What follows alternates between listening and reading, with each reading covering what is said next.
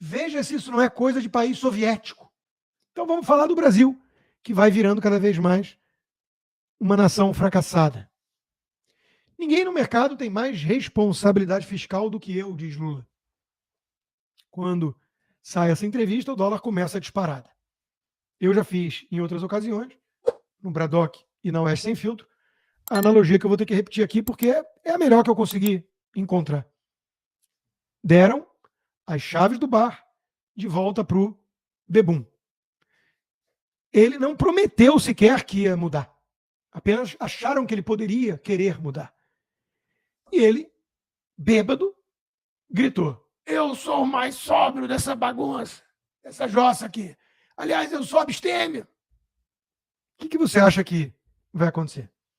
Todo mundo olhou e falou assim: não só esse cara já voltou a desviar a bebida toda para a barriga dele, como ele vai acabar com a bebida. Ele vai consumir tudo que tiver pela frente, até álcool tubarão. Porque ele é um alcoólatra no comando do bar. Isso é o Lula no comando das finanças públicas, das estatais. Por algum motivo, tucanos, economistas de mercado, pseudo-liberais, acharam que ia ser diferente. Agora o clima é esse. O Brasil não aguenta mais 2 anos de Lula. E nesse texto do Antônio Camarote, na Forbes, ele conclui dizendo que precisa ter uma pressão da sociedade civil por onde anda, as elites, pensantes. Muitos fizeram L. E que o Lula e o PT e o governo precisam falar sério em relação ao pacote. Bom, se a esperança é essa, eu tenho uma má notícia. Não vai rolar. Não vai rolar. Helena Landau, uma das que fizeram o L. Nem Poliana resolve o pessimismo. Vai muito além da economia. A sociedade não confia mais nas instituições.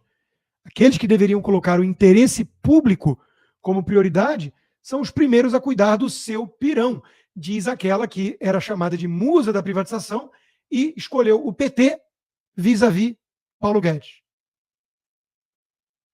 Eu não vou aliviar a barra de João Amoedo, Armínio Fraga, André Esteves, Pécio Arida, Pedro Malan, Helena Landau, Eduardo Janete da Fonseca, Luiz Stuberg e companhia.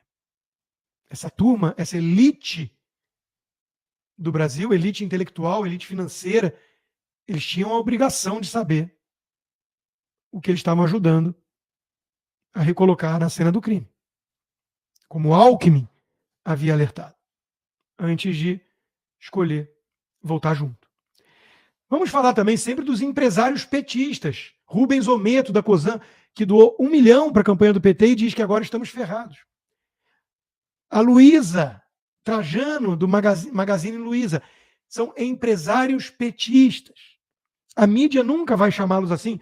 A mesma mídia que chamava qualquer um que enxergava virtudes na gestão do Paulo Guedes de empresários bolsonaristas. E foram todos eles perseguidos por isso.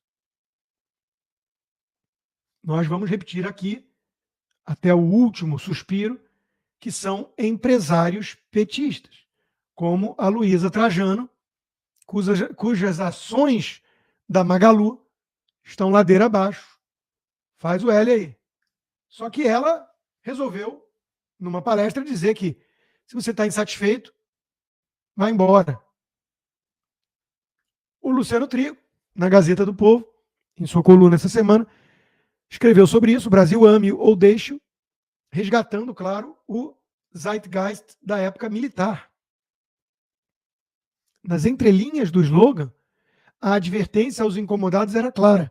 Não, se não calarem a boca, o seu destino pode ser o exílio ou até mesmo a prisão, ou o sumiço.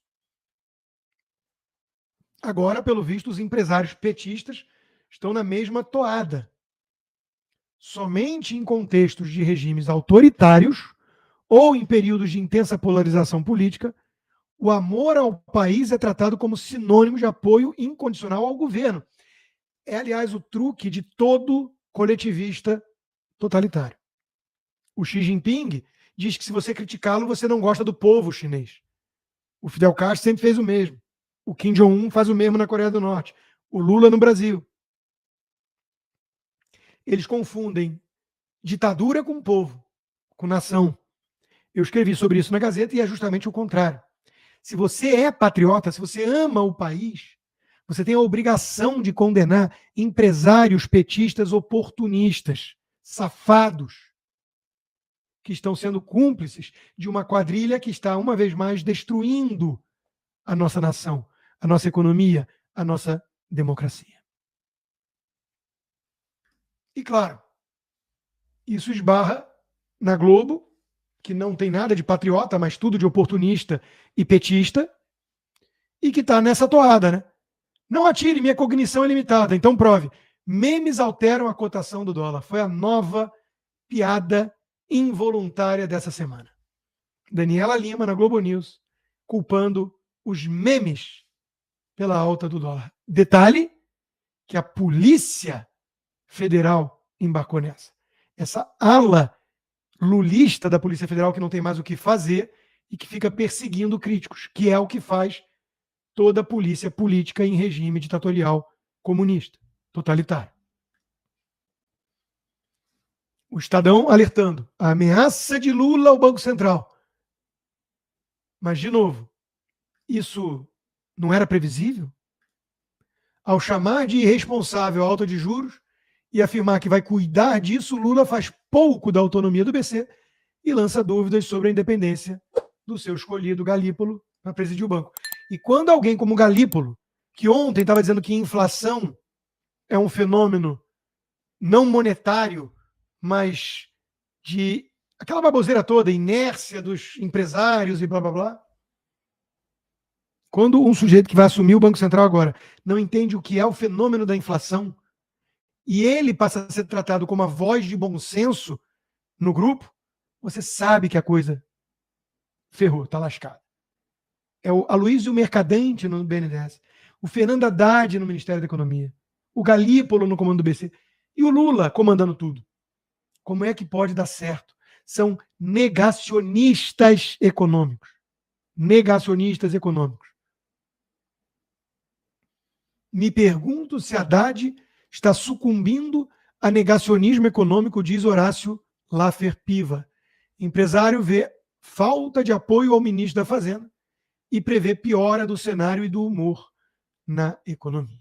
Não é preciso ser profeta, ter bola de cristal ou nem mesmo entender muito de economia para saber que essa turma vai destruir, uma vez mais, o nosso país.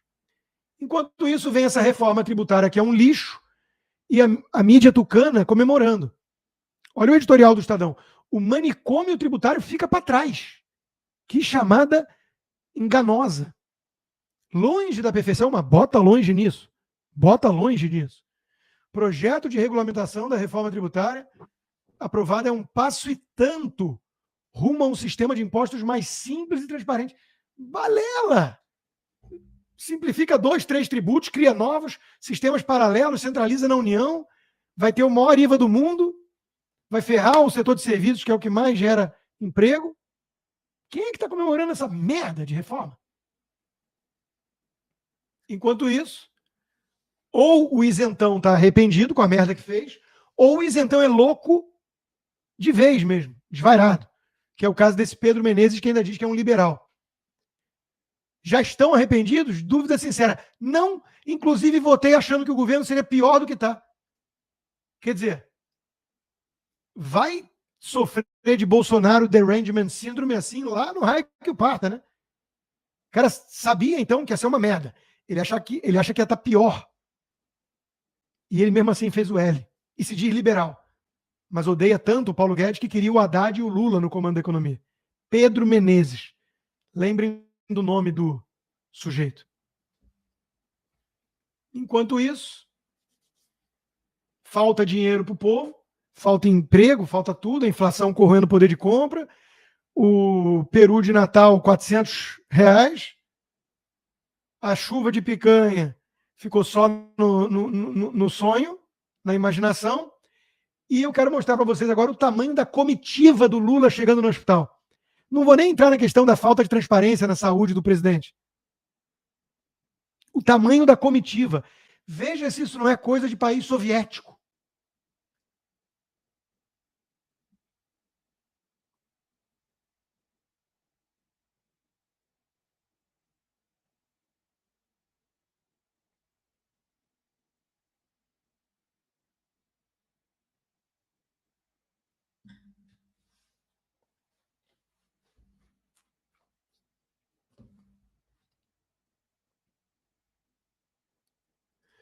Eu vou até cortar porque não acaba.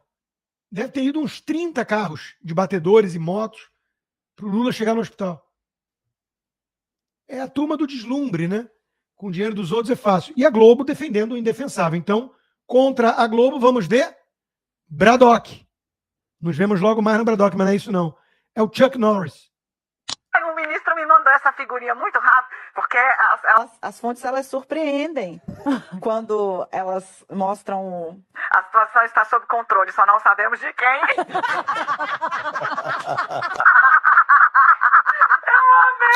O Melhores do Ano, o programa com mais estrelas da televisão brasileira. Não que isso queira dizer alguma coisa. O general tinha 4 estrelas e foi preso do mesmo jeito. Eu vou descer do palco, não. Então, concordando com a irritação da minha colega Daniela, eu estou aqui dando a substância dessa questão. Quer dizer, não faz sentido esse dólar, não faz sentido essa histeria, não faz sentido essa taxa de juros.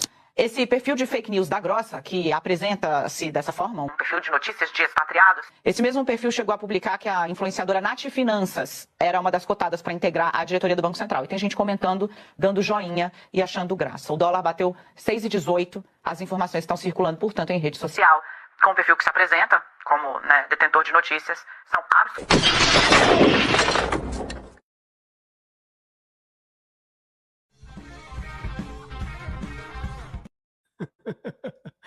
Com Globo News, só estilo Chuck Norris mesmo, só entrando de sola.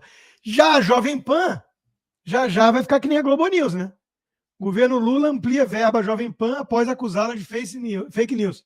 Veículos de rádio do grupo receberam ao menos 2,4 milhões de reais esse ano.